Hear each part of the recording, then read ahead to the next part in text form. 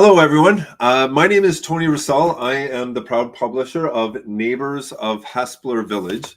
And something I'm doing for the Hespeler residents, although you Kitchener South people and residents feel free to watch it as well. I'm going to be interviewing all of the political candidates who are going to be representing the Hespeler and Kitchener South riding for this 2025 federal election here in Canada. So today I'm with Randy Williams from the People's Party of Canada, otherwise known as PPC. So Randy, thank you for coming here today. I'm glad to be here. Okay, so I've just to let our viewers know, I have sent you and the other candidates pre-written questions in preparation for today's interview, and I'm just going to be going through them. I'm going to just try to not react to any of them and just stay 100% unbiased, because I'm a very open, friendly, and agreeable person, and I want to keep that a bit at bay. So, okay.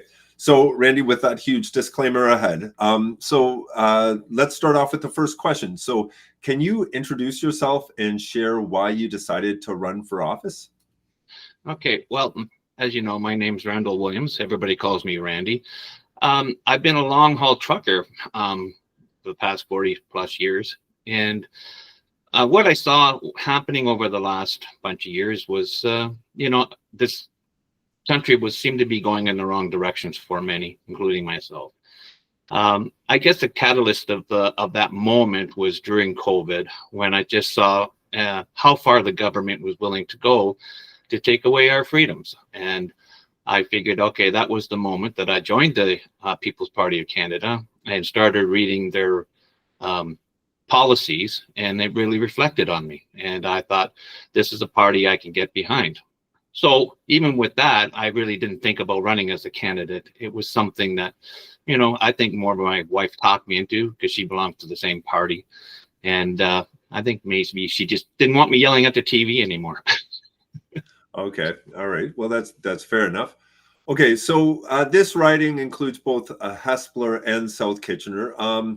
What does Hespeler mean to you personally, and how do you see your role in serving both communities? Well, that's a difficult question, because I really don't know Hespeler all that well. I do know Cambridge was built on 3 boroughs, but as far as the history of it goes, I'm not that adept to it. I spent a good deal of my time away on the road. So even with my own city, there's some things I remember, some things I don't. But I feel as a country as a whole, all communities are the same, and they all pretty much want the same thing. So I think on the federal level, we can work with the municipalities to make it better for everybody, not just for Hespeler, but for all surrounding areas. Okay. All right. So what are your top 3 priorities if elected? The first one I would believe is our spending needs to get under control. The federal government is spending billions and billions, and they have not balanced the budget, since Trudeau was first elected. But even under the previous Conservative government, they did balance the budget. But if you notice that they keep increasing the spending year over year, okay, and I think that needs to stop, or at least reverse some of it. Government's doing, especially on the federal level, a lot of things that they should not be doing, especially over provincial jurisdiction. And that itself would leave a lot of money, in the taxpayer's pocket. The more programs the government will implement, the more cost it's going to be in taxes. My second one is protecting women and children.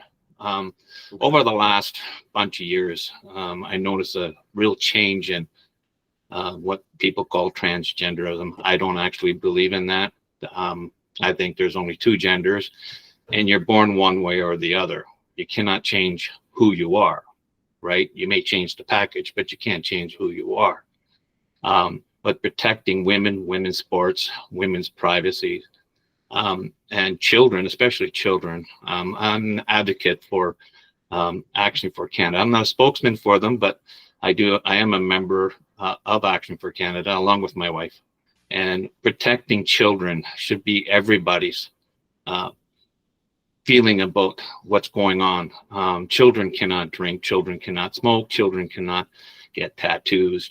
But for some reason, this bill, I believe it's Bill 16. I'm not exactly sure on that one, but they're talking about, putting children who don't have the ability to consent on puberty blockers that do more harm than good. And then next step is the surgeries. I think we should wait until they have, they're old enough to make these decisions. In our country, they're not even allowed to vote until they're 18, but they can transgender themselves to another sex. I just find that very odd. And finally, it seems to be the talk of the town, and we'll probably touch on this a little bit later, but this tariff war that the media likes to call it, I don't call it, because tariffs have been around for, all my life and probably many years before that. It's a tool that governments have always used to create more revenue for themselves. Now, I believe in free trade. As a conservative, I believe in reciprocal trade. But what's the issues today, I think, is more has to do with security. So that would be my third priority, is working with the United States to find some common ground and secure both our countries at the same time. Okay, thank you for that. So what are some of the issues and concerns that residents have brought up the most in your conversations with them as you're campaigning? Well, just as I just said, the number one is this tariff. Everybody's talking about tariffs. And, as I said, that's something that we as a government need to focus on and fix. Where trade, 75% or more trade goes in one direction with the United States. That's not altogether a good thing, because when you think about it, if you have investments, they always tell you to diversify. Stephen Harper brought that up back when he was prime minister. We can't put all our eggs in one basket. And he was lambasted by the Trudeau Liberals at the time, saying that we're a sellout to America. They're our best friends and best trading partners, et cetera, et cetera, et cetera. But they can hold that over our heads, and that should never be allowed. As a sovereign country, we should have the right to make trade with whoever we want, right? And I'm an advocate for that. I think we need to diversify, not to punish the Americans, but to protect ourselves from what's happening today. Okay. And if I could bring up just one more thing, Tony. For sure. The other thing that I'm hearing a lot too is this vote splitting on the right, and they're fearful. At least some of the residents I've talked to that are voting conservative. And I just say, I don't understand it at all, right? Because voting on the left has been split since my entire life, right? Yeah. The Conservative Party has not been split except for one brief time where there was the Reform Party. That was after the Mulroney years. Yeah. And why didn't the Conservatives win every election since? They must have, or they should have. So it doesn't make any sense that vote splitting is going to put the Liberals back in power. We have a multi-party system here, and that should be rewarded, not taken away. And I try to explain to people that we're not against the Conservative Party. We're actually for conservative principles. We just want to make sure we hold on to those principles, and the Conservatives don't move away from those principles. So even if we get elected, just like the NDP's enhancing the Liberal vote, we can enhance the Conservative vote. So it's not a scary thing at all. Got it. Okay. All right. Well, thank you for that. So what sets you apart from the other candidates in this election? I really don't know much about the other candidates, except for maybe Valerie Bradford, who's the current MP. Personally, I don't really put myself in the same basket as them. Because I'm just running because of me. I'm running because I see there's something wrong, and this needs to be fixed. We need to change course. The people of Canada are suffering. and the government doesn't seem to care. And that's the issue that I'm seeing. And we need to fix this. We need to change course and have the citizens come first over government. Yeah. Okay. All right. All right. So the next question is, how does your party plan to handle economic and trade challenges, including tariffs and policies from major global players like the States? We need to diversify, as I said. We need to start making deals with other countries. We need to start looking at the trade barriers and the tariffs that we have. We have what we call in this country supply management, which is a detriment not only to our citizens, but other countries who want to do trade with us. Okay, that needs to be looked at. I know Max says it needs to be got rid of. I don't know if I fully agree with that, but I do agree that it is an issue that needs to be addressed. That's one of the major things that's stopping trade, not only within Canada, because we have these trade barriers even within our own country that need to come down. So another good reason is this oil and gas. We can't ship our oil and gas, let alone across the country, and to other countries other than the United States. So this is one of the major things that needs to be looked at and corrected. Okay.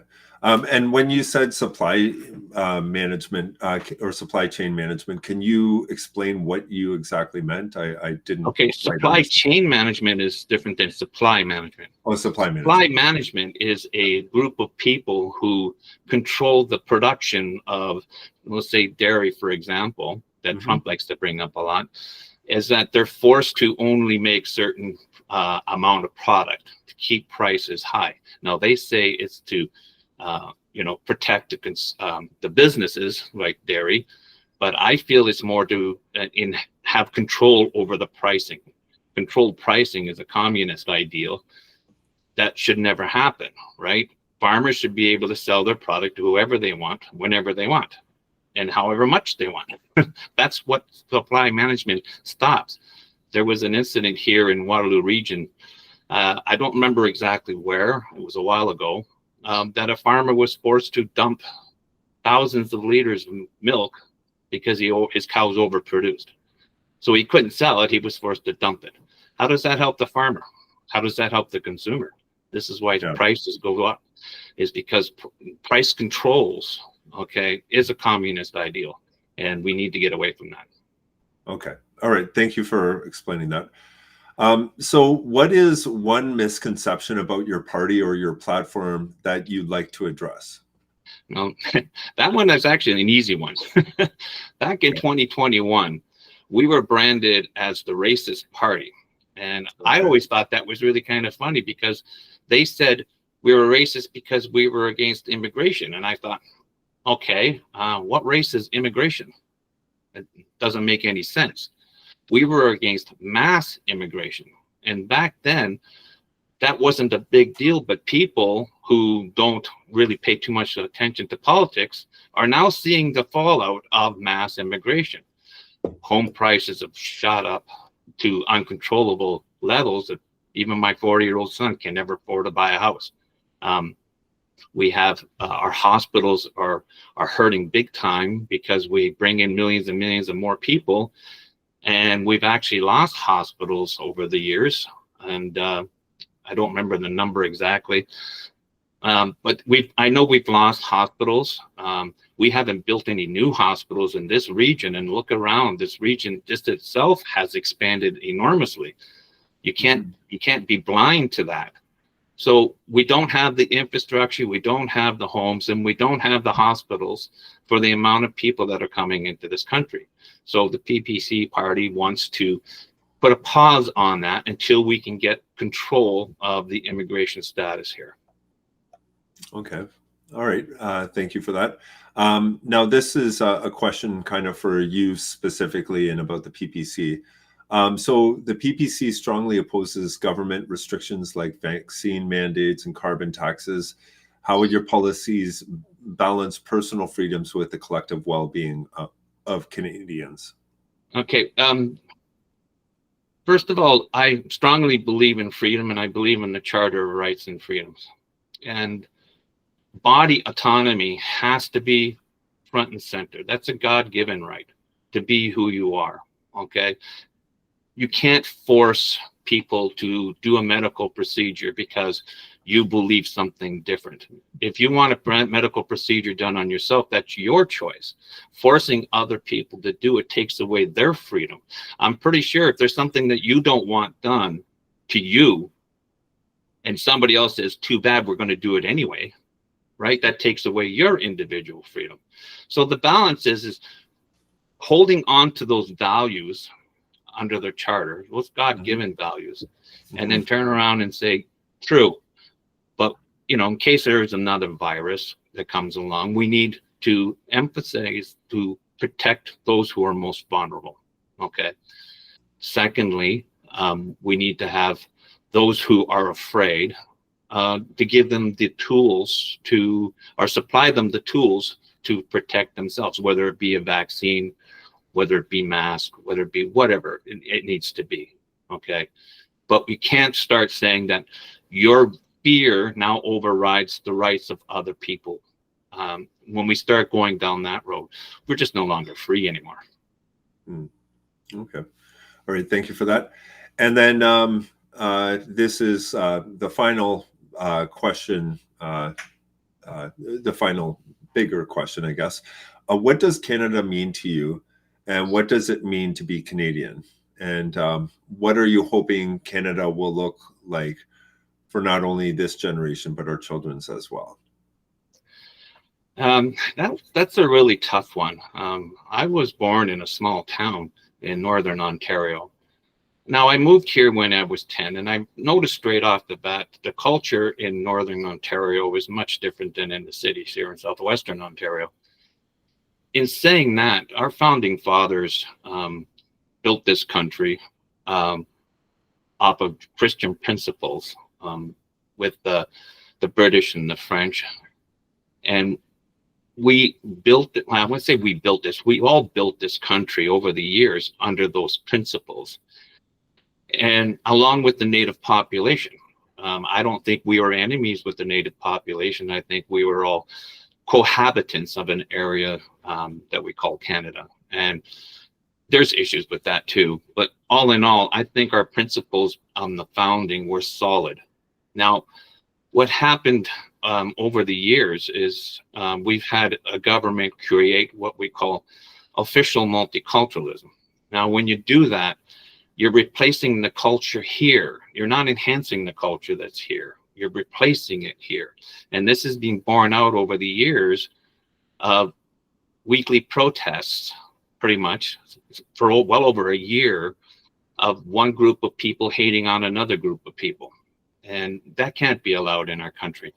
We cannot live in this division and divisiveness that we've seen pretty much every week. We need to get back to our roots of what made us strong and free, which reminds me of a plaque I saw at one of the en routes in my travels here in Ontario. They had a plaque saying, "Welcome to Canada, true north, strong, period." No free. There was no free. What happened to our freedom?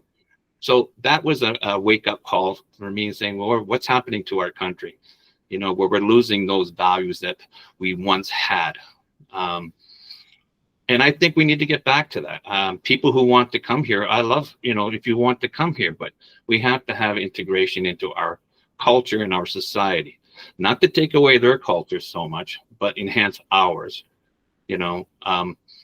because when you start bringing people from countries who are different from us, they're different ideology from us, they're bringing along with their prejudice and their hatreds to any other group that may be here, and we're seeing this play out right in front of us. So I would like to get back to those moral Christian standards that we once had.